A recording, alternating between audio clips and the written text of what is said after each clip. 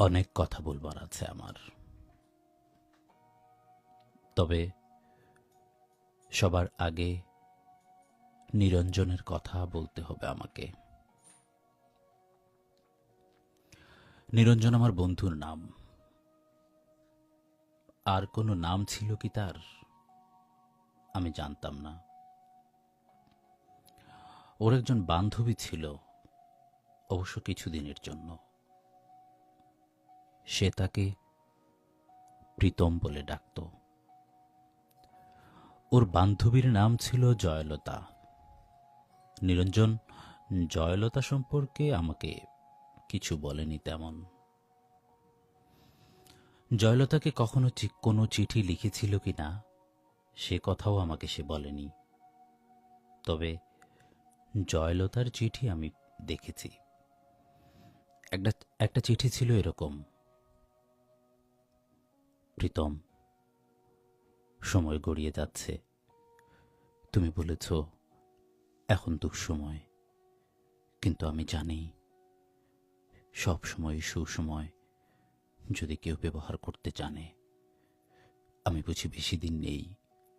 যদি পারো এক্ষুনি তুলে নাও, নইলে অন্য পুরুষ ছিবড়ে খাবে আমাকে। আমার ঘরে বসে সিগারেট টানতে টানতে নিরঞ্জন চিঠিটা চুপ করে এগিয়ে দিয়ে বলেছিল, বিভু, চিঠিটা পড়ুন। আমি প্রথমে পড়তে চাইনি, পরে ওইটুকু পড়ে তার দিকে তাকিয়েছিলাম। না না, ওই সিগারেটের ধোঁয়ায় আমি কোনো নারী প্রেম তাড়িত মানুষের ছায়া দেখিনি। ভয়ানক নির্বিকার। কিছু বলছেন না যে? আমি জিজ্ঞেস করেছিলাম। কি বলবো এই ব্যাপারে? কোন ব্যাপারে? এই যে জয়লতা। বাদ দিন।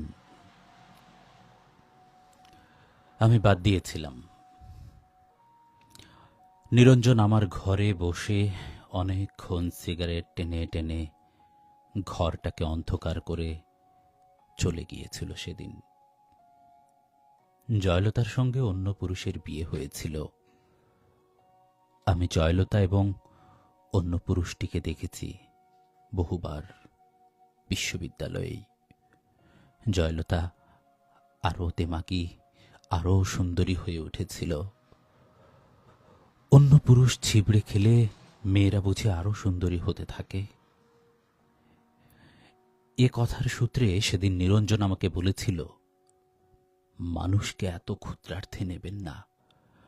মানুষ এত বড় যে আপনি যদি মানুষ শব্দটি একবার উচ্চারণ করেন, যদি অন্তর থেকে করেন, উচ্চারণ যদি বোঝেন এবং উচ্চারণ করেন মানুষ, তো আপনি কাঁদবেন। আমি মানুষের পক্ষে, মানুষের সঙ্গে এবং মানুষের জন্য। হ্যাঁ হ্যাঁ, মানুষের মুক্তির জন্য নিরঞ্জন মিছিল করত। আমি শুনেছি নিরঞ্জন বলছে, তুমি দুষ্কৃতি মারো, বাঙালি মারো, হিন্দু মুসলমান মারো, গেরিলা তামিল মারো, এভাবে যেখানে যাকেই মারো না কেন ইতিহাস লিখবে যে এত মানুষ মরেছে। বড়ই করুণ এবং বড়ই দুঃখজনক। শক্তির সপক্ষে তুমি চারি মৃত্যু উল্লেখ করে উল্লাস করো না কেন, মনে রেখো মানুষই মরেছে। এই ভয়ঙ্কর সত্য কথা বলে নিরঞ্জন মিছিলে হাত উঠিয়ে বলেছিল, এভাবে মানুষ মারা চলবে না, মানুষকে বাঁচতে দাও। নিরঞ্জন আমার বন্ধু। নিরঞ্জন বাঁচেনি।